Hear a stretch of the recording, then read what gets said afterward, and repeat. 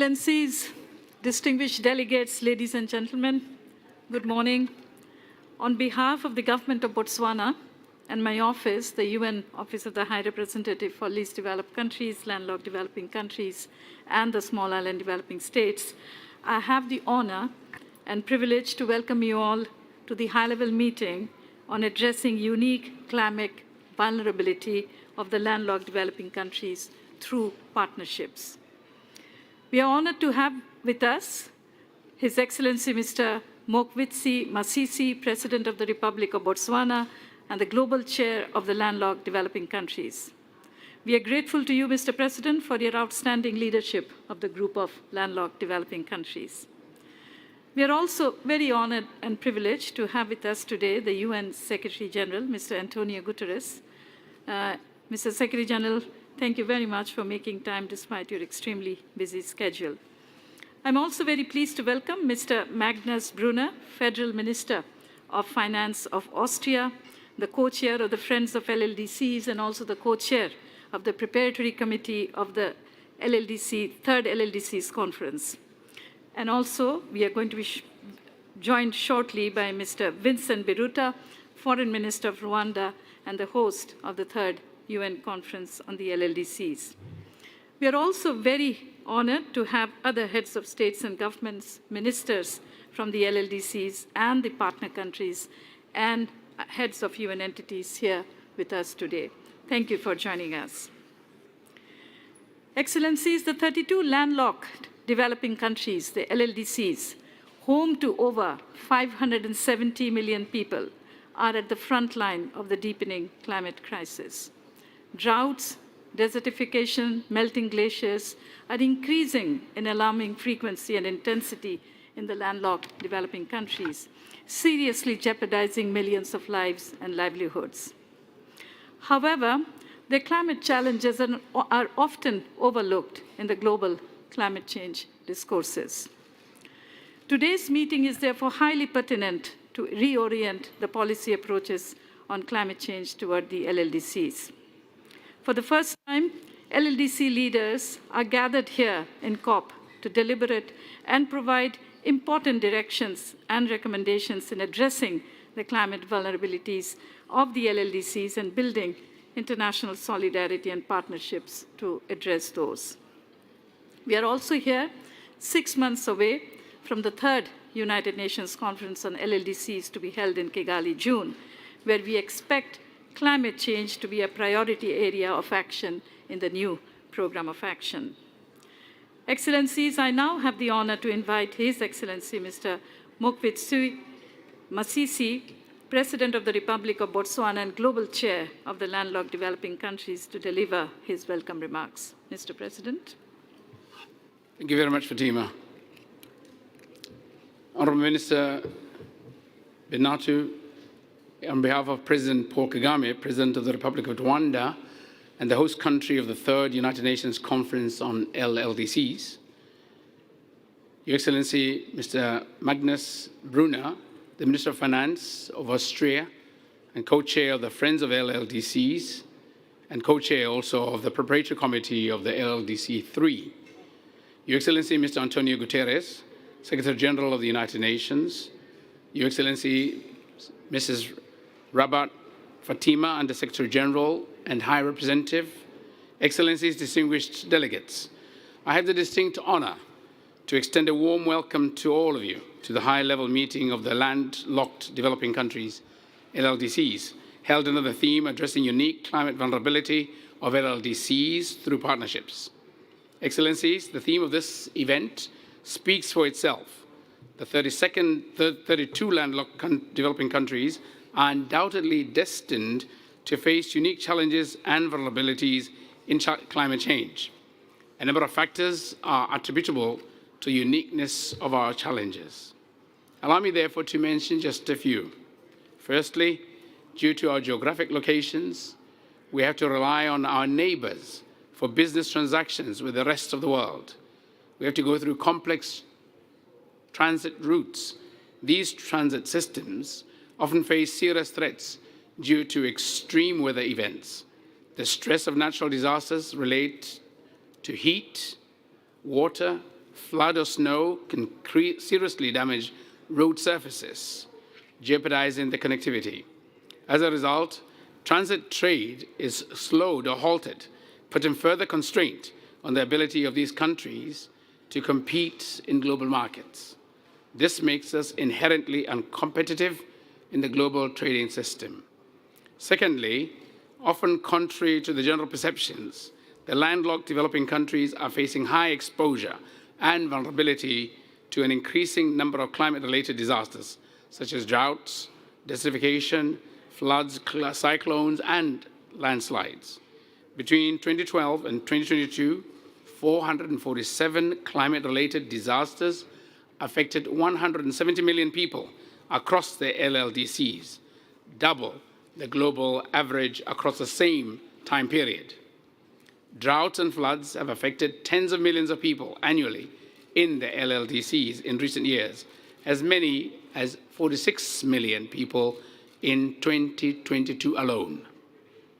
Cyclone Idea in 2019, for instance, caused an estimated $1 billion in infrastructure damage in southern Africa, while Cyclone Freddy in 2023 damaged over 5,000 kilometers of roads, affecting vital transit routes between the port of Beira in Mozambique and Malawi. Thirdly, far from oceans, the LLDCs are disproportionately situated in internal dry regions where high arid, semi-arid, and arid conditions prevail. A number of our countries are also mountainous. Land, surface, air temperatures in LLDCs have risen nearly twice as much as the global average.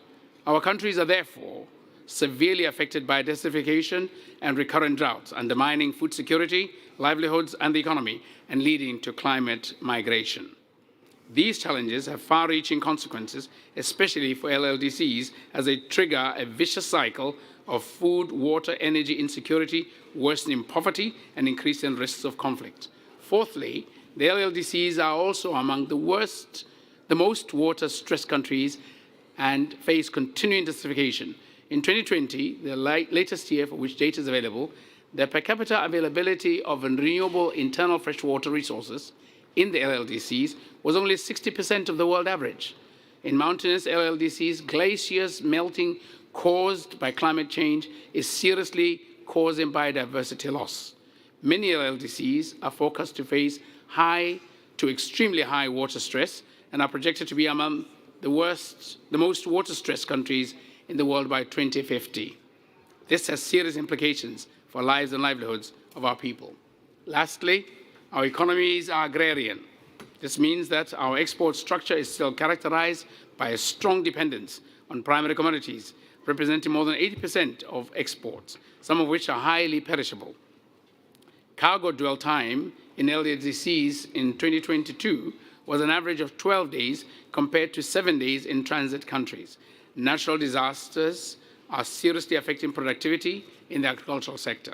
Furthermore, cargo dwell time is also increasing due to various forms of hazards and calamities.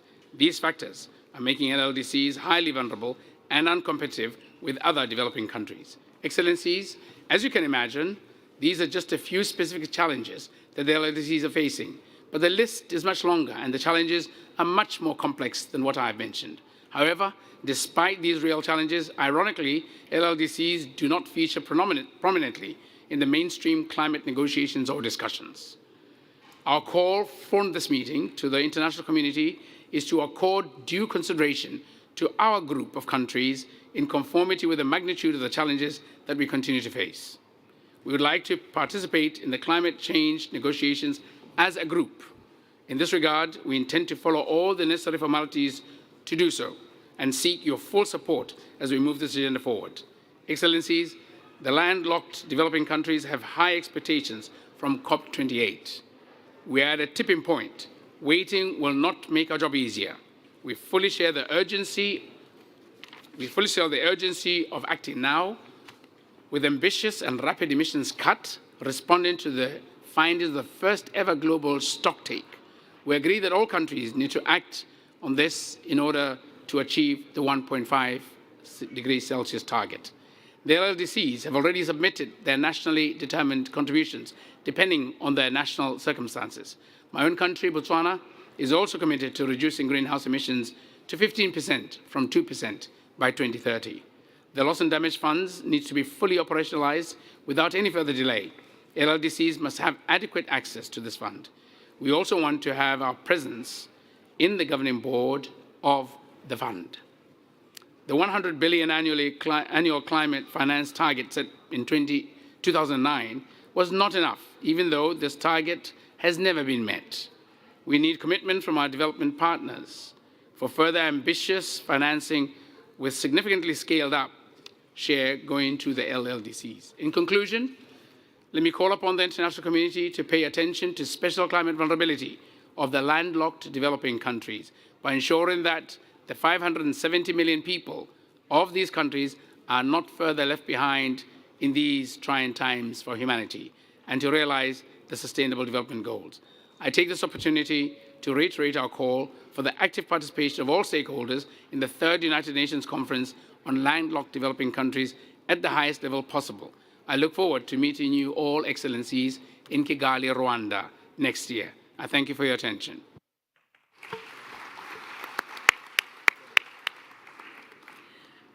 I thank you, Mr. President, for your compelling remarks and very importantly highlighting the unique vulnerability of the landlocked developing countries and setting the tone for our discussions today. I now have the honor to invite Mr. Antonio Guterres, Secretary General of the United Nations, to deliver his remarks. Secretary General.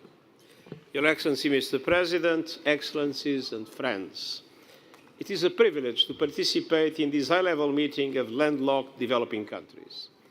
And let me begin by thanking the President of Botswana for your strong leadership. I am, for many years, a great admirer of your country. Landlocked, but a middle-income country with exemplary governance, with social cohesion and sustainable development.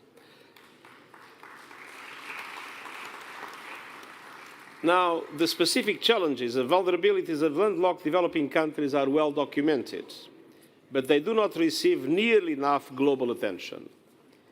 LLDCs are on the front lines of the climate chaos, confronting a range of dramatic impacts: desertification and prolonged droughts, catastrophic biodiversity loss, rapidly melting glaciers.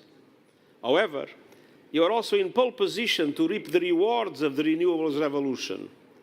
You can be champions of an energy transition that is sustainable, just, inclusive and equitable. But to do all of these, you need much, much more support. The global stocktake to be approved in this COP is critical. It must mark a turning point towards a surge of global climate ambition in 2025 and beyond. And that demands action across 3 priority areas. First, action on finance. And it's good to have a Minister of Finance together with us. We need to see a boosting of contributions to the new Loss and Damage Fund. It started well, but with very little money. It must be a much bigger fund than what it looks like at the present moment. And we need developed countries to make good on their financial commitments by clarifying how they will deliver or are delivering the $100 billion a year and setting out a clear plan to double adaptation finance. But we must go further still. We must reform the deeply unfair global financial architecture so that it better represents developing countries and better responds to their needs.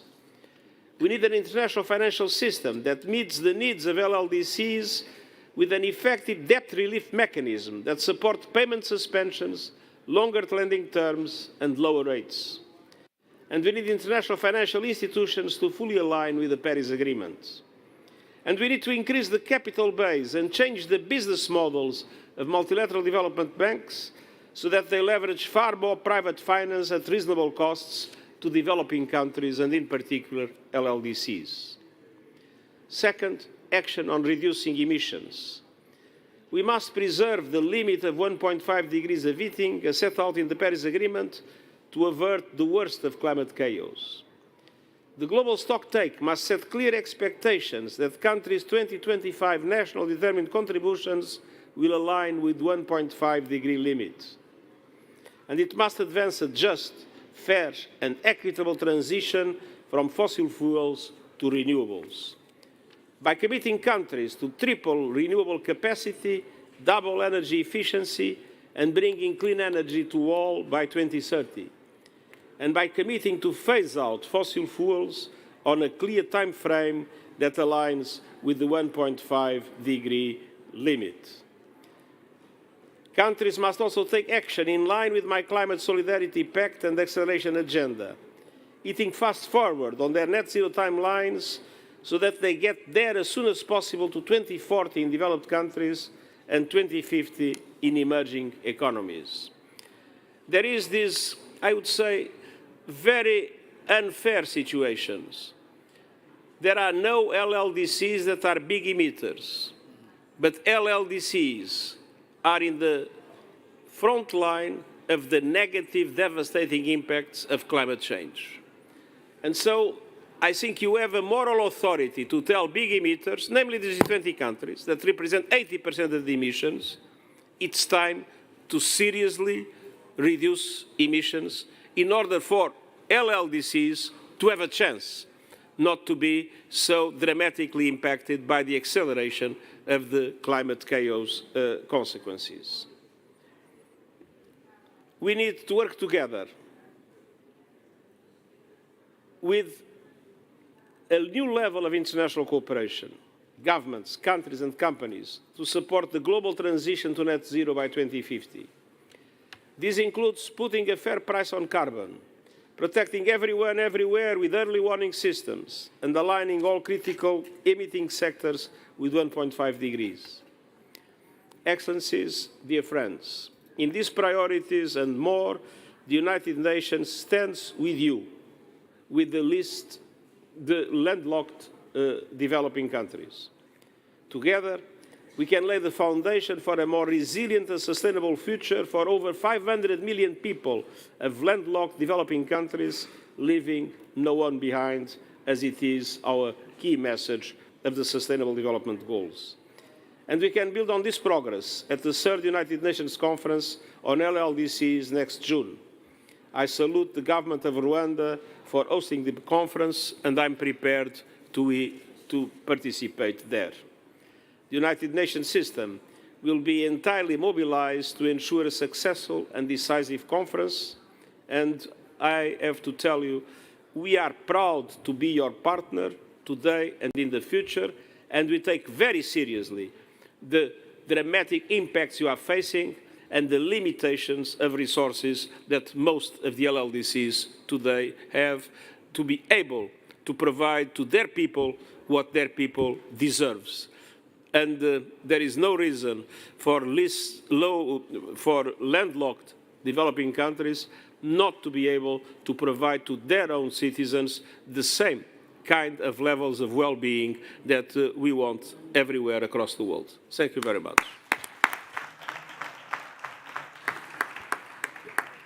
I thank you, Mr. Secretary General, for your very clear call for action and your continued strong support to address the special situation of the landlocked developing countries. Thank you very much, sir. I now have the honor to invite His Excellency Mr. Vincent Biruta, Foreign Minister of Rwanda and host country of the 3rd United Nations Conference on the Landlocked Developing Countries, to deliver his remarks. Mr. Foreign Minister, you have the floor, sir. Thank you. Your Excellency Mokwetsi Masisi, President of the Republic of Botswana and Chair of the Landlocked Developing Countries, Your Excellency Antonio Guterres, Secretary General of the United Nations, Excellency Rabab Fatima, Under-Secretary General of the United Nations and High Representative and Secretary General of the 3rd UN Conference on LLDCs, Excellencies, distinguished ladies and gentlemen. Let me start by thanking President Masisi for convening this meeting on the occasion of this important conference of COP28. Botswana's exceptional leadership of our LLDCs group has played a pivotal role in steering our bloc towards success. I would also like to thank the United Nations Secretary General and the Under-Secretary General for LLDCs for their incredible work and advocacy on behalf of the group. Excellencies, allow me to take this opportunity to reiterate Rwanda's readiness to host the third United Nations Conference on the landlocked developing countries for the first time in Africa. This conference will be an opportunity to explore innovative solutions and build meaningful partnerships with the aim to unlock the potential of landlocked developing countries. It is my country's wish that our presence here at the COP28 contribute to building momentum and the support we need as we start the discussions and negotiations on issues of vital importance, among which is climate change. Today, it is imperative that we recognize the power of partnerships in addressing the unique climate vulnerability of LLDCs. The challenges we face are complex, and no single nation can confront them alone. The global community must come together in solidarity, forming alliances that transcend borders, cultures, and economies. We must leverage existing international frameworks and agreements to reinforce our collective commitment to addressing the climate vulnerabilities of LLDCs. By aligning our efforts, we can ensure that no country is left behind in the pursuit of sustainable development.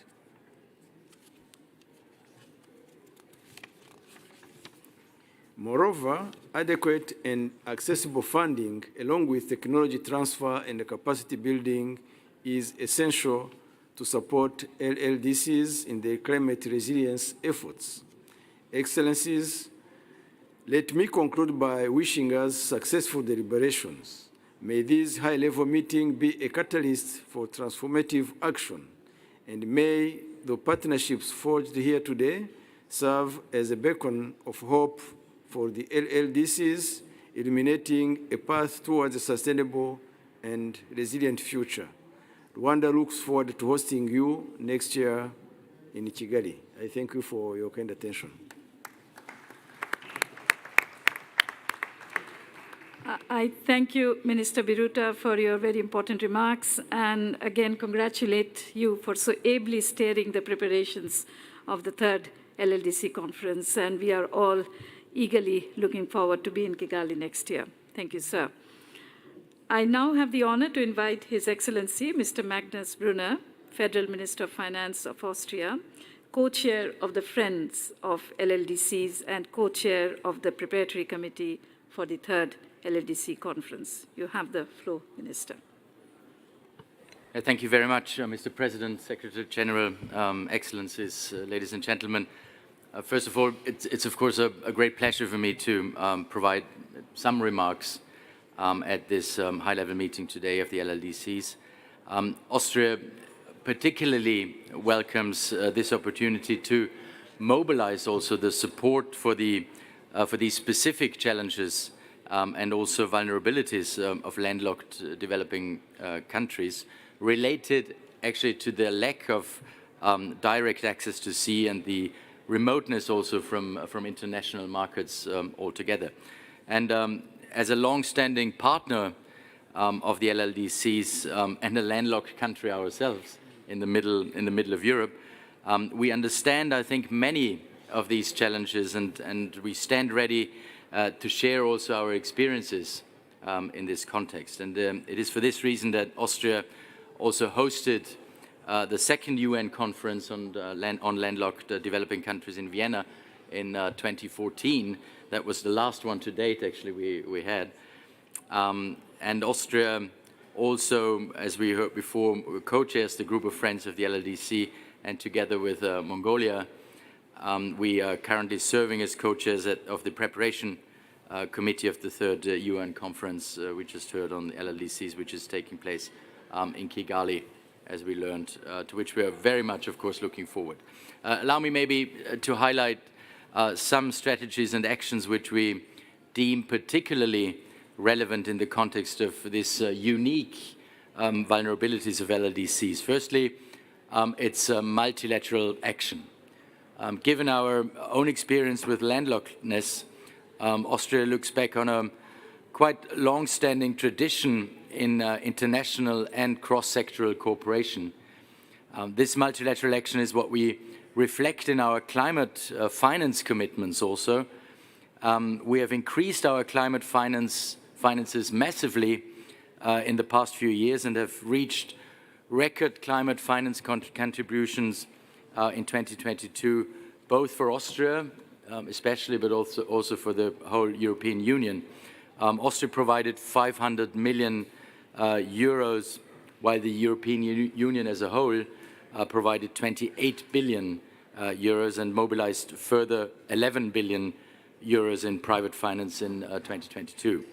And secondly, let me highlight the importance also of science and research in that respect. Based on scientific results, Austria was one of the first EU member states to develop a strategic approach to climate change adaptation, combined with a comprehensive action plan also, which includes specific recommendations for action.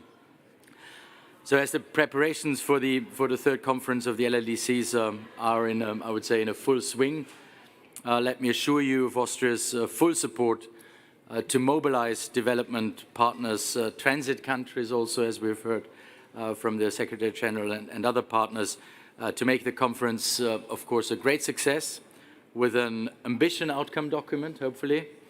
And in times of crisis, I think more than ever we need to stand together, every one of us, and we look very much forward to continue our close cooperation on the road to Kigali. Thank you very much. Austria will definitely remain a reliable and strong partner. Thank you very much. I thank you very much, Minister Brunner. Austria has always been a steadfast partner of the landlocked developing countries, and thank you for reiterating Austria's continued support for the LLDCs. We'll also now be counting on your support and leadership for a successful preparatory process for the upcoming conference. Excellencies, distinguished colleagues, this brings us to a close of the high-level opening segment. The Secretary General will have to leave now as he has another engagement, but I would like to take this opportunity to thank you, sir, for being with us this morning. You actually started with the LLDCs this morning. Your day started. You were with the mountain countries, that also the landlocked countries. So, sir, thank you very much for your support and commitment.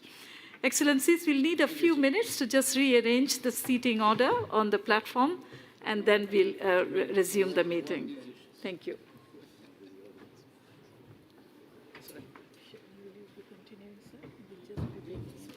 Speaking list? Yes, the speaking list is, and the order of running notes is there.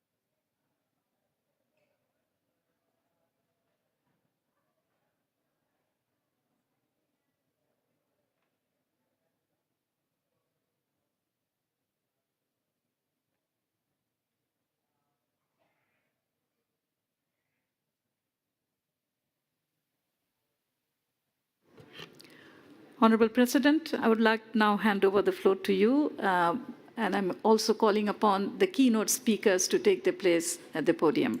Sir, over to you. Thank you very much, Fatima. Under-Secretary General Fatima, I thank you very much for your skillful moderation of the opening session of this high-level meeting. We've heard informative presentations which have set the tone for our discussions today. We'll now hear the key presentations. And first, I'd like to invite Ms. Inga Anderson. Is she here? She's not yet arrived. Maybe you can. All right. All right. I'll now like to invite Mr.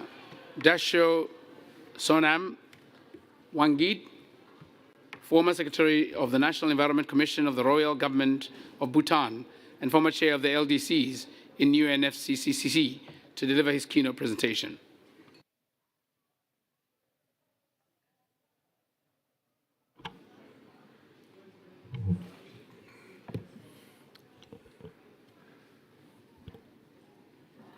Honorable President of Botswana, Excellencies, distinguished participants, I would like to thank the Honorable President of Botswana, Chair of the Landlocked Developing Countries, for giving me the honor to share my views and experiences in this important high-level event.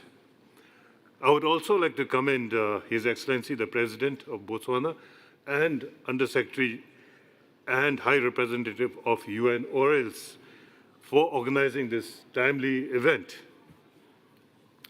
I've been fortunate to have traversed the trade and environmental sectors and gain valuable insights into the problems, issues, and challenges in these sectors. I know that the climate change dimension that are unique to landlocked developing countries are neglected, as the UNFCCC and Paris Agreement do not have special focus sectors based on unique circumstances other than the LDCs and the SIDS. I believe that the LLDC's critical problem of distance from the sea and high transportation costs that undermined competitiveness and access to export markets has deteriorated further due to the impact of climate change. LLDCs, most of which have dry and arid or mountainous ecological systems, have been on the front lines of climate change and suffer the most.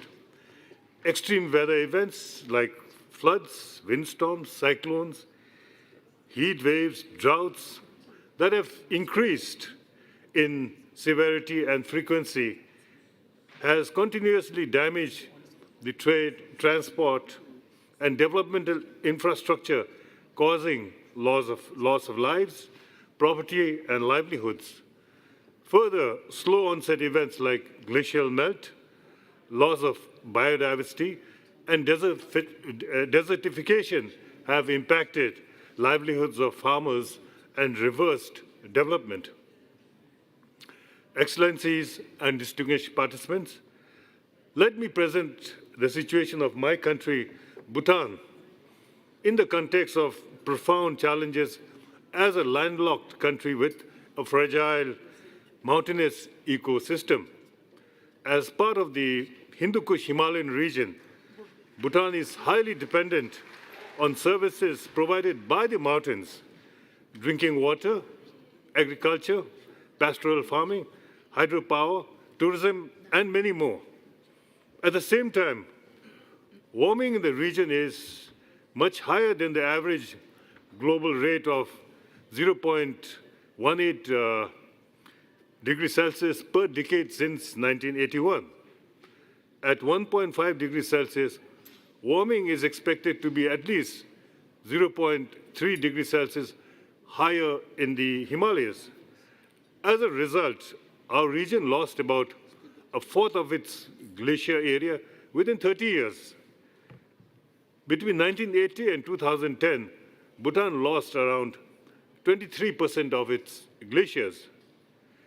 Glacial lake outburst floods pose a particular risk for our people. Over 50 such events have been recorded in the Hindu Kush Himalayan region, with 14 in Bhutan, and we have also identified 24 potentially dangerous lakes in Bhutan. The Pochu sub-basin in Bhutan is among the global hotspot of glacial activities, recording 9 destructive flood events over the years, destroying properties, development infrastructure, lives, and livelihoods. The road infrastructure is highly susceptible to flash floods and landslide that disrupts development and economic activities year after year. Between 1985 and 2014, economic losses in mountain regions were the highest in the HKH region at $45 billion, followed by the European Alps at $7 billion and Andes at $3 billion. Excellencies, distinguished participants, each region of the developing world can tell similar stories, including our group of landlocked developing countries. The geographic context may differ. Some of us may be experiencing floods, while others experience intense heat waves or droughts. But climate change is affecting all of us with increasing severity. Our landlocked developing countries continue to face transit-related challenges, which will only be exacerbated by climate impacts on development and trade infrastructure, increasing the transportation costs to even higher levels. These growing losses from climate change are a great strain on our national budgets and setting us back decades of hard-won developmental gains. Developing countries are already paying a high price for loss and damage, and many are in debt traps. And the finances that will be needed in the coming years to address loss and damage is staggering. The only space for special treatment in climate change agreement is the term vulnerable countries. That has differing definitions and does not provide recourse for the problem of the LLDCs. Therefore, it is imperative that linkages, collaboration, and partnerships in different forms need to be explored between different multilateral agreements and forums to ensure that the specific problems of the LLDCs are incorporated into the priorities of different multilateral agreements. The climate change partnership and collaborations for LLDCs must be a key theme of the Program of Action for LLDCs at the 3rd UN Conference on LLDCs in 2024. LLDCs need urgent support from the international community to address their vulnerability to climate change. These include financial support. LLDCs need financial assistance to invest in climate adaptation and mitigation measures, including also loss and damage. This includes funding for infrastructure development, early warning systems, climate-smart agriculture, and renewable energy projects. Technology transfer is another area that LLDCs need to access to climate-resilient technologies and know-how to adapt to the impacts of climate change. These technologies could be water management, drought-resistant crops, and climate-resilient infrastructure. Capacity building is another area that the LLDCs need support to build their institutional capacity to implement climate change policies and strategies, which includes training for government officials, civil society organizations, and the private sector. And of course, debt relief is a very important area where most of LLDCs have high levels of debt, which limit their ability to invest in climate action. Debt relief can provide these countries with much-needed fiscal space to address climate vulnerabilities. And international cooperation and solidarity is, in fact, the need of our LLDCs need international cooperation to address global challenges posed by climate change. This includes cooperation on emission reduction, technology transfer, and financial support. Addressing these vulnerabilities of the LLDCs to climate change is essential for ensuring a just and sustainable future for all. By working together, the international community can help LLDCs build resilience to climate change and achieve their sustainable development goals. In concluding, I can see a beacon of hope in the form of the Loss and Damage Fund and the funding arrangements to alleviate some problems of the LLDCs. As many are aware that at the opening ceremony, COP28 has operationalized the new Loss and Damage Fund and funding arrangements, and over $500 million in initial contributions have been made to the fund and funding arrangements. I would like to wish successful outcome for the LLDCs in its pursuit for partnerships for addressing the unique climate vulnerabilities of the LLDCs. I thank you. Thank you very much, Mr. Sonam Wangdi, for your insightful presentation. We'll move right along now to the interactive section, and I'd like to call upon the first speaker to make his remarks. Just to remind all of the speakers, you'll be given exactly 3 minutes, after which a gentle, kind indication will be made for you to stop. Your Majesty, Morena, King Letsie III of Lesotho.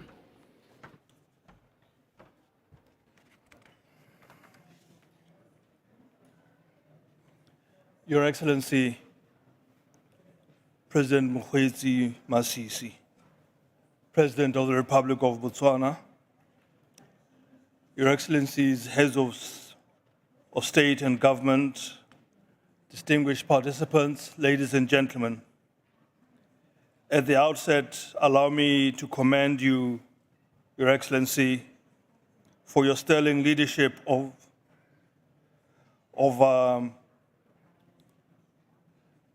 for convening this important high-level meeting to address climate change challenges affecting LLDCs.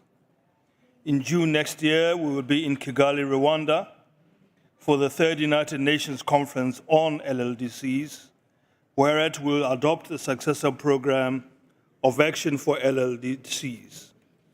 Due to the existential threat faced by some of our countries, climate change vulnerabilities must be included as a new priority in the new program of action.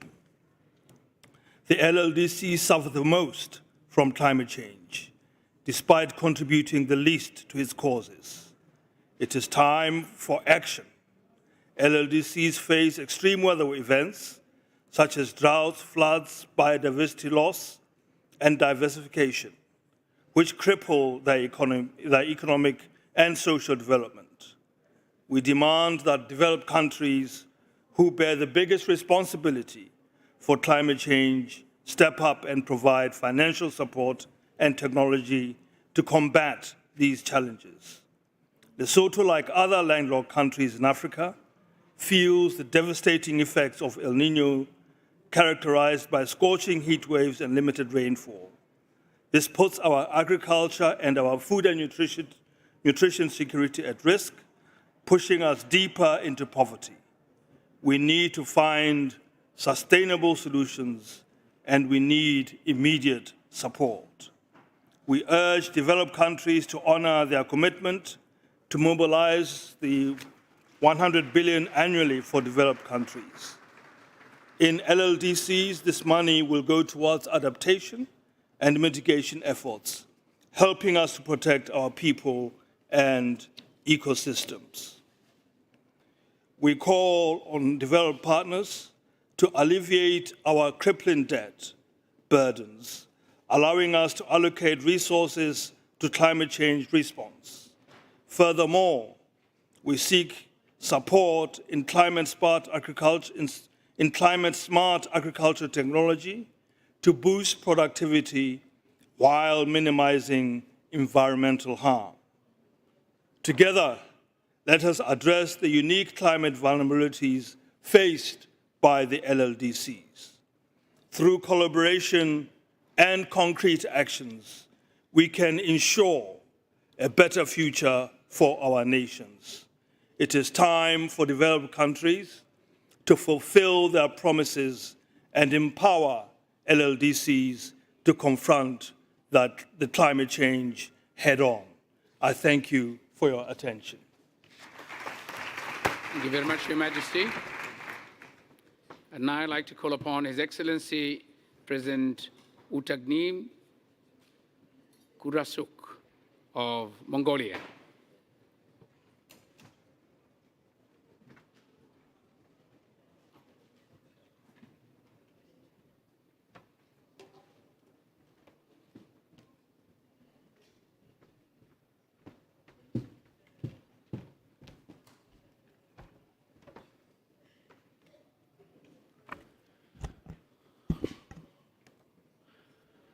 Эрхэм хүндэт нэгдсэн үндэсний байгууллагын ерхий нэрийн бичгийн даргын горлогч Батима, эрхэм хүндэт далаад гацсан хөгжиж буй орнуудын бүлгийн дарга, эрхэм хүндэт зочин төлөөлөгч хатагтай ноёдоо. Өнөөдөр хүн төрлөختөн ажилтнуудаас хойш хугацаанд дэлхийн цаг уурын хувьд хамгийн халуун жилүүдтэй нүүр тулсан нэг онцгой цаг үед амьдарч байна. Дэлхийн нийтээр уур амьсгалын өөрчлөлтийн эсрэг хийх дэмжлээ улам эрчимжүүлж бодит үр дүнд хүрэх зайлшгүй шаардлага та бидний өмнө тулгарч байна. Дэлхийд даяар хит халалт, гал төмөр, ган гачиг, үер усны гам шиг нүрлэж, байгаль орчин, хүний нийгэмд үлэм хэмжээний хохирол учруулж, дайн дайчин, өсгөлн зовлонгоос шалтгаалan олон сая хүн хохирч, амь насаа алдаж, их нутаа орхин гарах дүргсдийн тоо жилээс жилд өсөн нэмэгдэж байна. Энэхүү хүнд цаг үед далаад гацгүй хөгжиж буй орнуудын бүлгийн дарга цаг үеэ олсон энэхүү чухал арга хэмжээг санаачлан зохион байгуулж байгаад баяртай байна. Далаад гацгүй хөгжиж буй орнууд олон улсын зах зээлээс алстмал, гадаад худалдааны өртөг өндөр, таринзэт улс орнуудаас хамаарл ихтэй зэрэг олон сорилт бэрхшээлтэй тулгарч байдгийн зэрэгцээ уур амьсгалын өөрчлөлтөд хамгийн ихээр өртөж байдгийг та бүхэн мэднэ. Монгол улс дэлхийн нийтийн хүлэмжийн хийн ялгарлын ердөө 0.1% эзэлдэг хэдий ч уур амьсгалын өөрчлөлтөд хүчтэй нэрвэгдэж байгаа улсуудын нэг юм. Уур амьсгалын өөрчлөлтөд эмзэг, өртөмтгий улс орнуудад тослон дэмжлэг үзүүлэх зорилго бүхий алдагдал хохирлын сангийн үйл ажиллагаа эхлүүлэх нь тусгай хэрэгцээ шаардлагатай улс орнуудад чухал дэмжлэг болно хэмээн үзэж тус санаачлагыг Монгол улс дэмжиж байгаа билээ. Эрхэм хүндэт бүлгийн дарга, манай улс нэгдсэн үндэсний байгууллага дахь далаад гарцгүй хөгжиж буй орнуудын бүлгийн дэд дараагаар ажиллаж, дэлхийн худалдааны байгууллага, олон улсын иргэний агаарын тээврийн байгууллагын дэргэд далаад гарцгүй хөгжиж байгаа орнуудын бүлгийг байгуулах санаачлага дэвшүүлэн ажиллаж байна. Монгол улс уур амьсгалын өөрчлөлт, цөлжилт, дэлхийн дулаалалтад тэмцэх, дэлхийн нийтийн хүчин чармаалт оруулж буй үндэсний хувь нэмрийг нэмэгдүүлэхийг эрмэлзэж, энэ хүрээнд тэрүүн мод, хүнсний хангамж аюулгүй байдал, эрүүл Монгол хүн зэрэг үндэсний хөтөлбөрүүдийг санаачлан орон даяараа амжилттай хэрэгжүүлж байгааг бас дуулахыг хүсэж байна. Уур амьсгалын өөрчлөлтөд тэмцэхэд эмэгтэйчүүдийн оролцоо мандайлал чухал үүрэгтэй тул Монгол улс ирэх 2024 онд нэгдсэн үндэсний байгууллагатай хамтран дэлхийн эмэгтэйчүүдийн чуулга уулзалтыг эх орондоо зохион байгуулж, энэ асуудлыг тусгайлан хэлцэхээр төлөвлөж байна. Мөн 2026 онд цөлжилтийн тухай нэгдсэн үндэсний байгууллагын конвенцийн талуудын 17 дугаар баг хурлыг Монгол улс хүлээн авч зохион байгуулахаар бид бэлтгэл ажлаа хангаж байна. Түүнчлэн Монгол улс ирэх 2026 оныг бэлчээр ба нүүдлийн мал аж ахуйн эрхлэгчдийн олон улсын жил болгох нэгдсэн үндэсний байгууллагын ерхий ассамблеийн тогтоолыг санаачлан батлуулсныг бас та бүхэнд дуулгахад таатай байна. Мөнх хөх тэнгэрийн орон тал нутгийн манай сайхан улсад зохион байгуулагдах эдгээр чуулга уулзалт арга хэмжээнд та бүхний хүрэлцэн ирж оролцохыг бас урьж байна.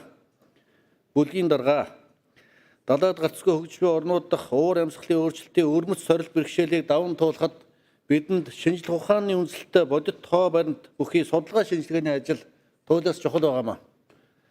Тийм учраас манай улс Улаанбаатар төвтэй далаад гарцгүй хөгжиж буй орнуудын олон улсын судалгааны төвийг үүсгэн байгуулж, бие даасан олон улсын засгийн газар хоорондын байгууллага болтол нь хөгжүүлэн бэхжүүлж, тус байгууллагын шугамаар далаад гарцгүй хөгжиж буй орнуудын бодлогын хөгжлийн бодлого боловсруулах үйлсэд үнэтэй хувь нэмэр оруулсаар ирсэн билээ.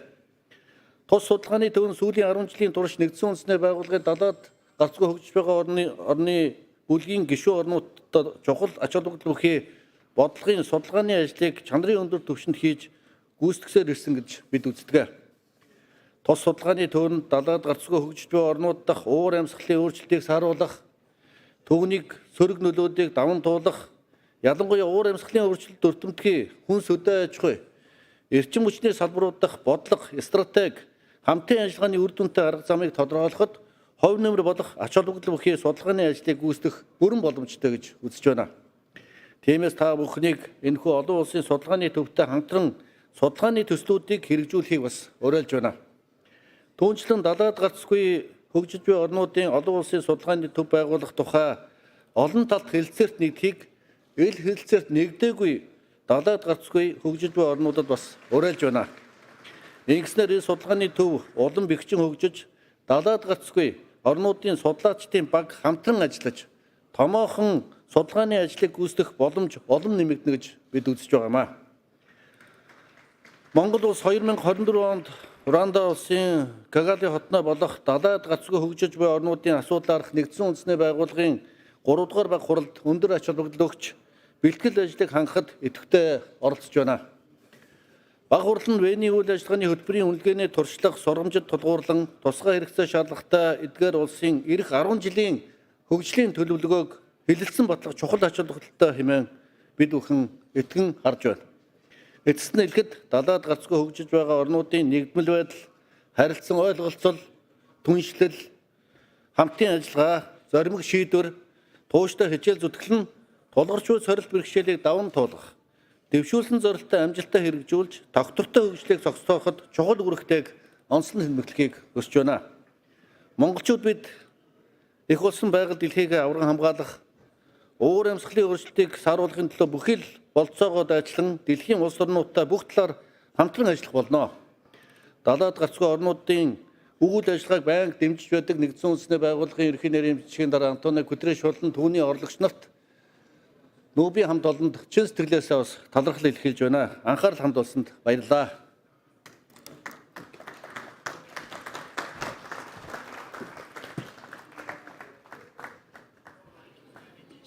Thank you very much, Mr. President. I'd like now to call upon His Excellency President Emmerson Mnangagwa, President of the Republic of Zimbabwe, to make his statement.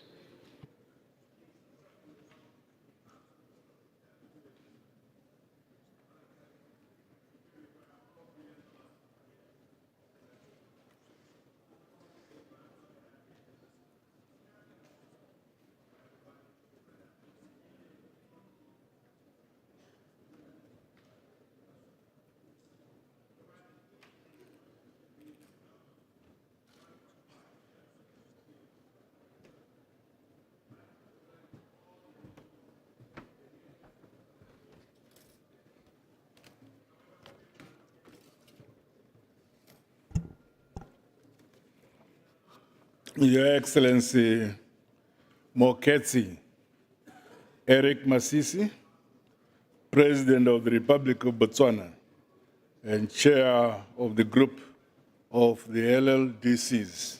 Your Excellencies, esteemed Under-Secretary General Rabab Fatima, distinguished guests, ladies and gentlemen, I'm pleased to join this important event to share Zimbabwe's perspectives on this important subject.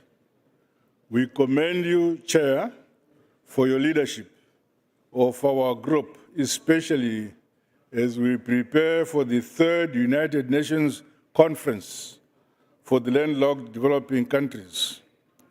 We must take concrete actions to redress desertification and land degradation in our countries and mitigate the negative impact of global warming on our agriculture sector.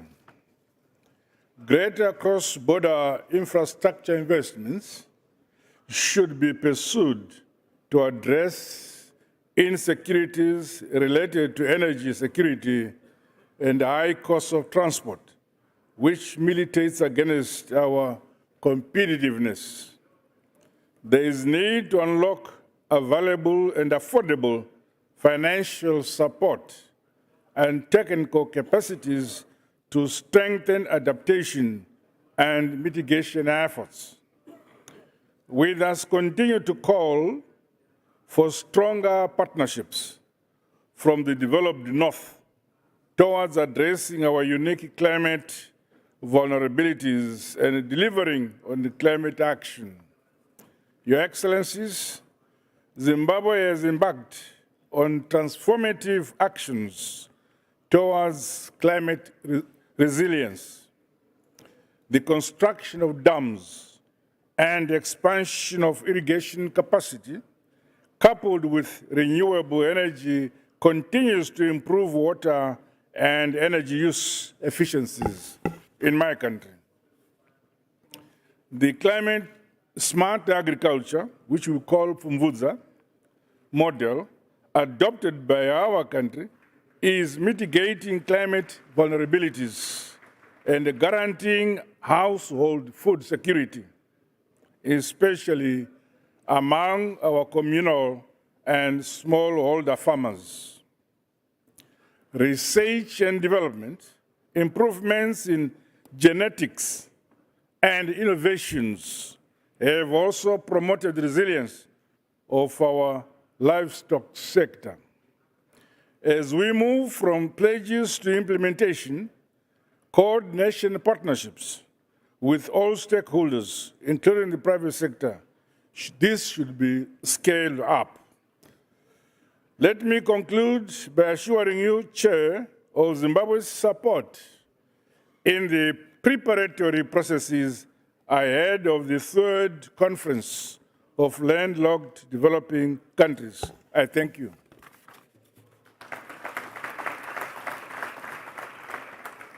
Thank you very much, Mr. President. We'll now give the floor to His Excellency, Mr. Mali Ramon, President of the Republic of Tajikistan.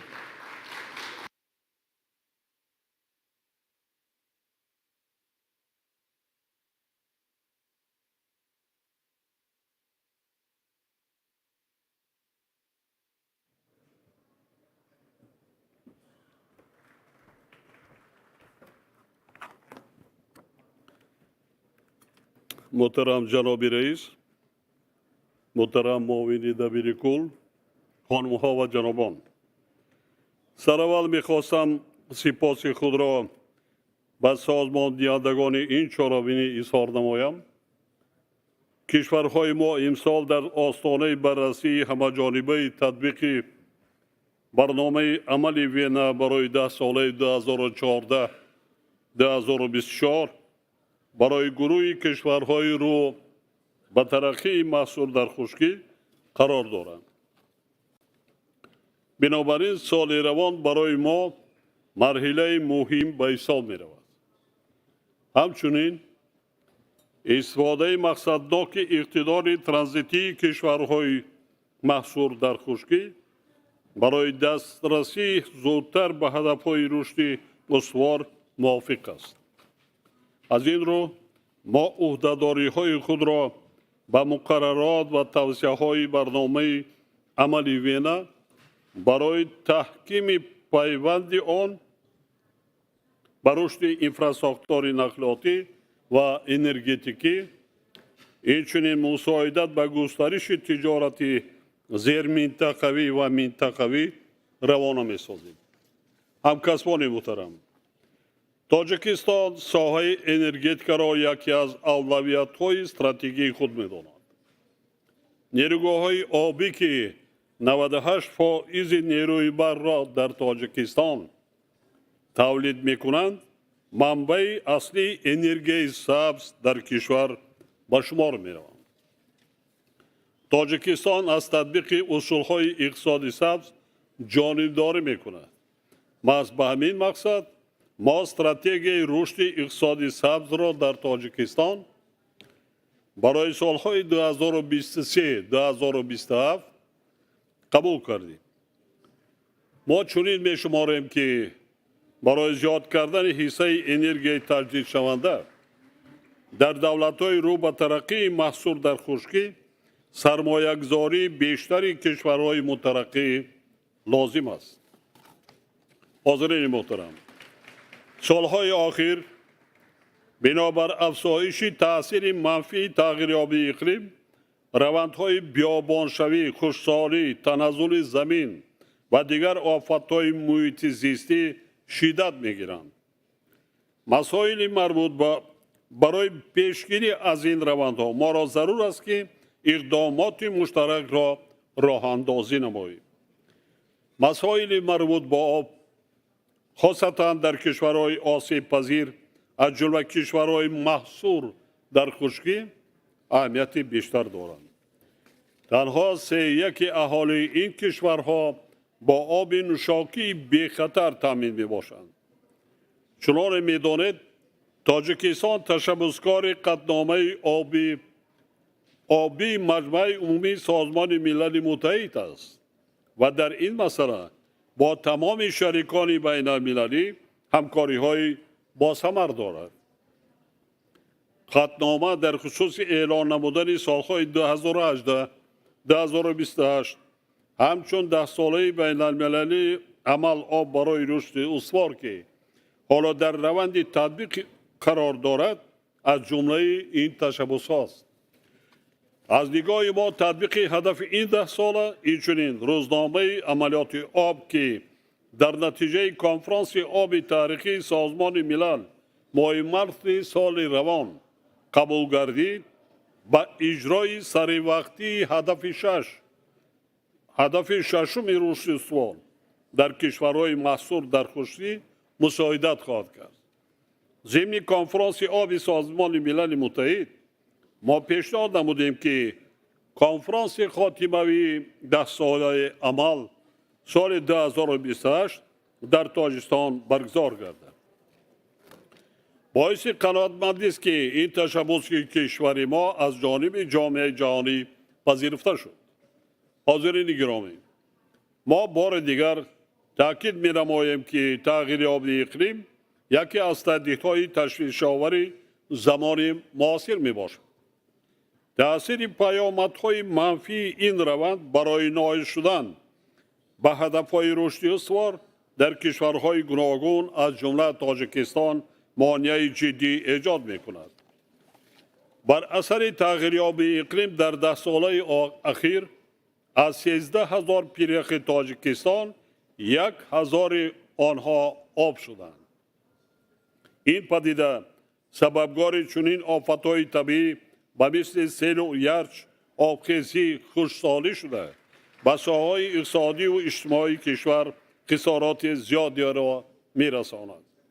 این روند در آینده برای تامین امنیت آزقواری، دسترسی به آب، رشد کشاورزی و اکوسیستم‌های آسیای مرکزی تأثیر منفی خواهد رساند. وابسته به این از اهمیت قطعنامه داخلدار سازمان ملل متحد آید به اعلان نمودن سال 2025 همچون سال بین المللی حفظ پیریخ‌ها که با تشبس جمهوری تاجیکستان قبول شده است یادآور شدن با مورد است. تاجیکستان اطمینان دارد که این اقدام برای اندیشیدن تدبیرهای دست جمعانه عملی و حفظ پیریخ‌ها از آب شوی با سرعت تکان جدی خواهد داشت. با استفاده از فرصت از حاضرین محترم دعوت به عمل می آورم که در چهارمینی‌های آبی در پیش ایستاده در شهر دوشنبه فعالانه اشتراک نمایند. از توجهتان سپاسگزار هستم.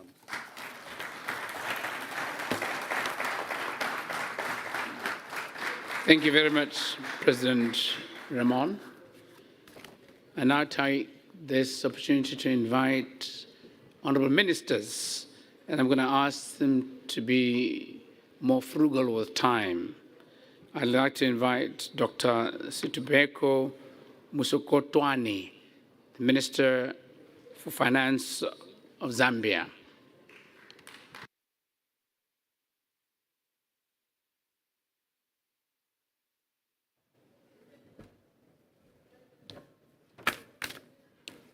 Thank you very much, President Masisi, and thank you for putting up all this together with your colleagues there on the high table.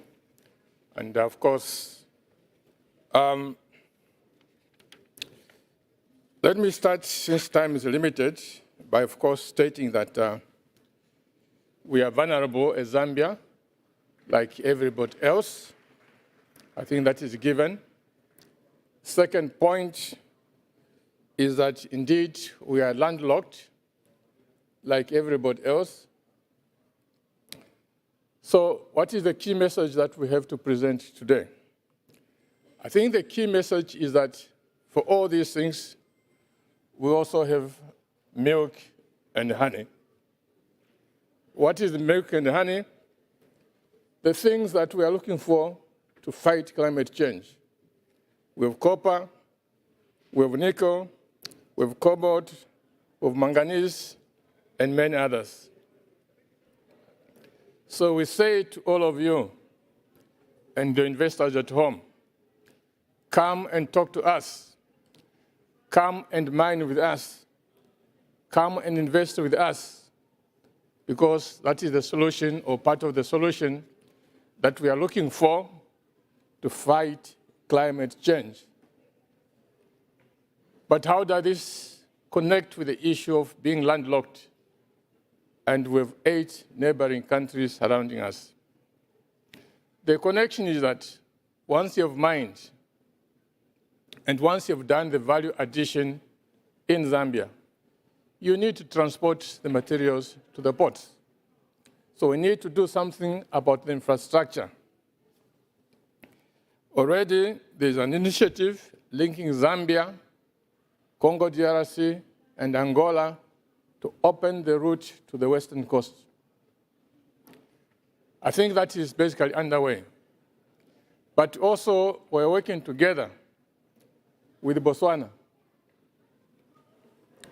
Namibia, Zimbabwe, and South Africa to revive the old colonial railway lines, because we need this to be able to evacuate the raw materials and also the processed raw materials. So this is what we've been working on. We're excited to hear about the global gateway. Our message is that, yes, it is there, but the process of accessing this money to revamp the railways is too slow. So let's match up to the promises with practical solutions to get the railway lines sorted out. Mr. Chairman, let me thank you as I close. We invite you to come and mine with us, and we invite you to come and invest with us on the infrastructure. We are waiting for you. Thank you so much indeed. Thank you very much, Mr. Minister. I'd like now to call upon the Deputy Minister of Armenia, Mr. Javor Mantascia, to make a statement.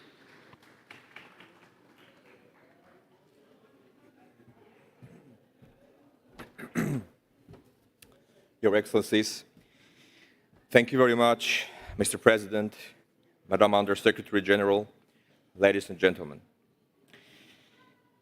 I thank Dr. Masisi, the President of Botswana, and the Global Chair of the LLDCs Group, and Madam Rabab Fatima, UN Under-Secretary General and High Representative, for organizing this timely event on the impact of the climate change on the landlocked developing countries.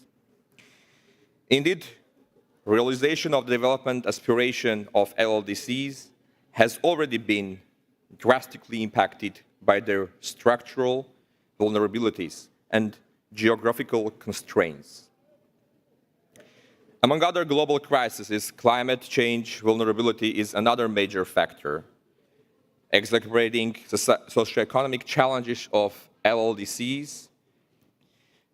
So the statistics is showing over the half of the land of the LLDCs is classified as dry land, and they suffer from desertification.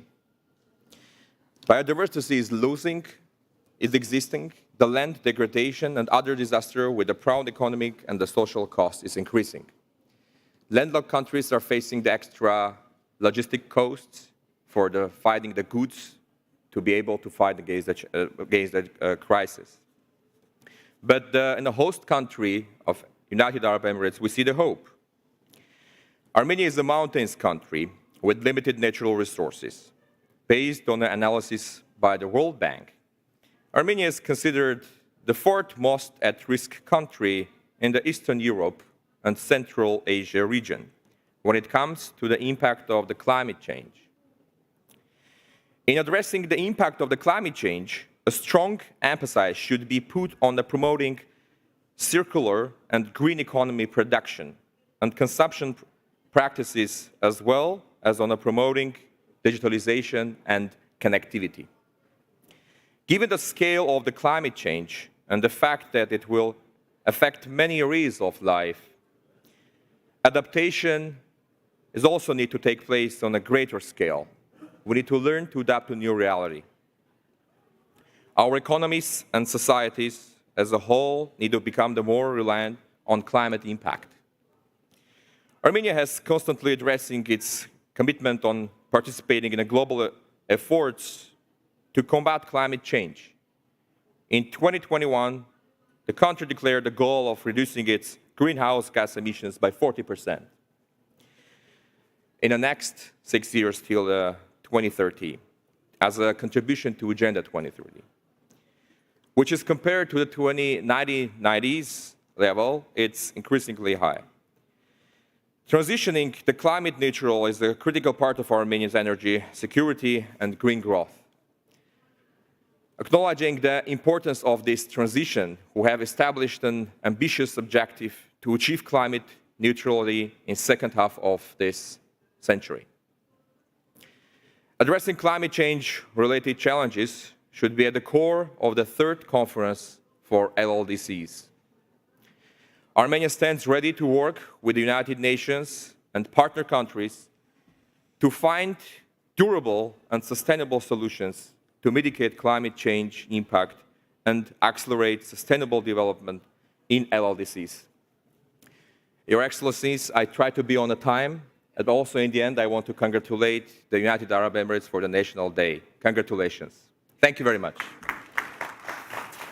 Thank you very much, Mr. Minister. The last minister to speak will be the Minister of Finance from Ethiopia, Mr. Ahmed Shide.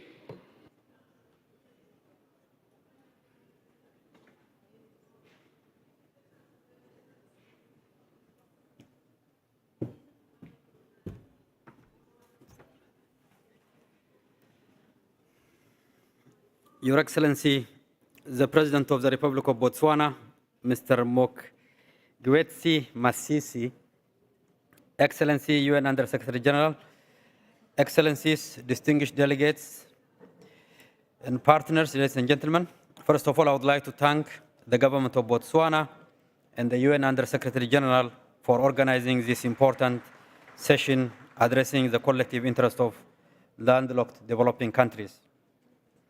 This gathering reflects our collective commitment to exploring innovative solutions and fostering collaboration and partnerships to overcome the distinct challenges faced by LLDCs. LLDCs face many challenges, such as high transportation and logistics costs, poor infrastructure development, and the climate vulnerabilities among the challenges we face, similar to others. These challenges limits their economic growth potential, social development, and integration into the global economy. LLDCs have lower human development indicators than other developing countries compared with other developing countries.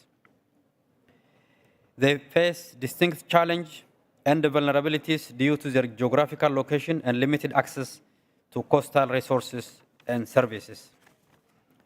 Excellency, Mr. Chair, distinguished colleagues, ladies and gentlemen, Ethiopia is one of the largest LLDCs in the world with more than 120 million people and is highly vulnerable to the impact of climate change.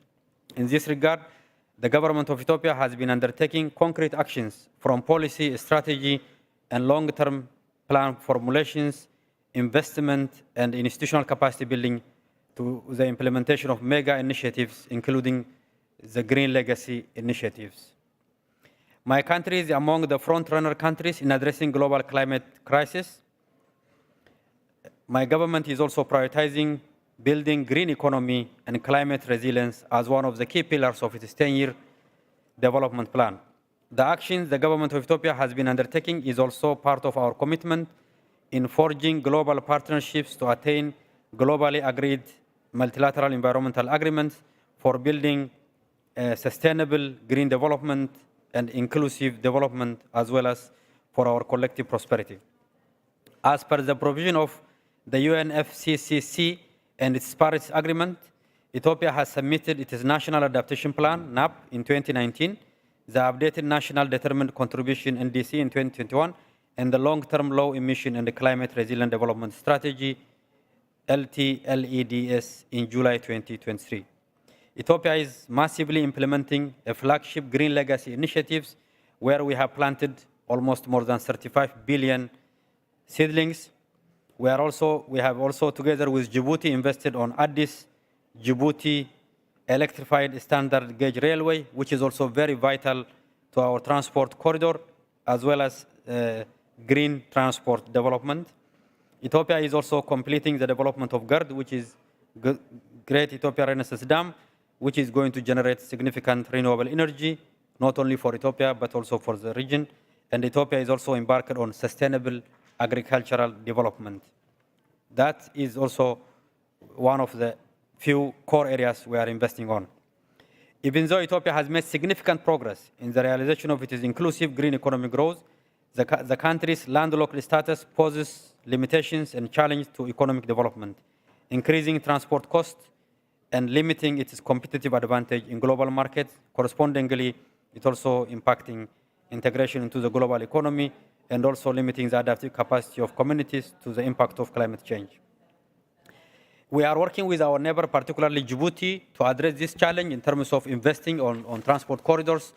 As the Horn of Africa initiatives, also we are working with our other countries in the Horn of Africa to address these challenges so that we can have collective development in our region.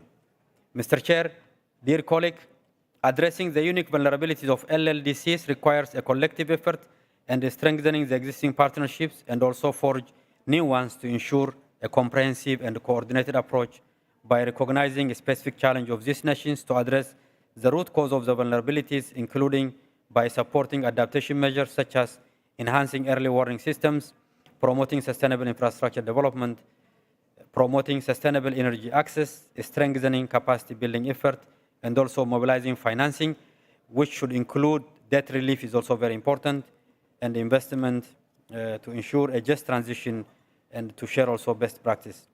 In this regard, we should work together through partnerships and collaboration, including the private sector, is very important so that we can address the climate change impact faced by LLDCs and contribute to a more resilient and sustainable future for all. I thank you, Excellency. Thank you very much, Mr. Minister. I'd like now to call upon Ms. Rabab Fatima to make her closing remarks. Thank you very much, Mr. President. I'm aware that there are many speakers who are not able to get the floor. Our apologies to you. We possibly underestimated the great interest in the subject. We possibly needed 3 hours for this meeting. And particularly sorry to you, Ingar, we look forward to receiving your statement. And those of you who may have not got the floor, we will request you to please submit your statements and we will post it on the website. Mr. President, very kind of you to give me the floor to make very briefly some remarks. Excellencies, distinguished colleagues, this has indeed been a very important event as the leaders of the LLDCs and their partners met for the first time to discuss and find a common position of the group in climate change negotiations. And I would like to thank you, Mr. President, for your sterling leadership of the LLDC group and now especially in COP28 to place LLDCs firmly on the global climate agenda. Your opening remarks today provided very clear directions about the course that the group wishes to take on global climate discourse and for placing LLDC's issues high on the agenda. Excellencies, we have had very productive discussions today which enriched us with many new ideas and important guidance. I have a very long statement. I'll try to just cut it short as I read through. But clearly, urgent measures are needed to address the climate vulnerabilities of the landlocked developing countries, build their resilience against shocks, and put them strongly on course to achieve the SDGs. Allow me again, like I said, to briefly highlight some key takeaways of today's discussions and to share some reflections on how to carry forward this agenda. First, Mr. President, the UN Convention on Climate Change, in its Article 4.8, gave special focus to landlocked and transit countries, along with other vulnerable countries. The Convention also decided to give special priority to countries with arid and semi-arid areas, areas prone to natural disasters, drought and desertification, and fragile ecosystems, including mountainous ecosystems. And these conditions are predominantly prevalent in many of the LLDCs. We would need immediate measures at all levels to fulfill the promises of the Convention. COP28 and the upcoming third United Nations Conference on the LLDCs to be held in Kigali next year offer important opportunities to mobilize further political support and resources in this regard. And I would like to thank you, Mr. President, for announcing this morning that the LLDC group intends to establish itself as a negotiating group here in the COP.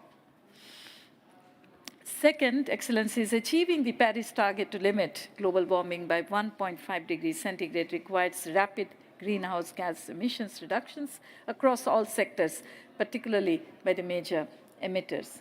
As LLDCs move to higher levels of development, it is imperative that their transition is supported through enhanced financial and technological support to harness their full potentials in renewable energy. This will help ensure that their contribution to GHGs continue to remain low.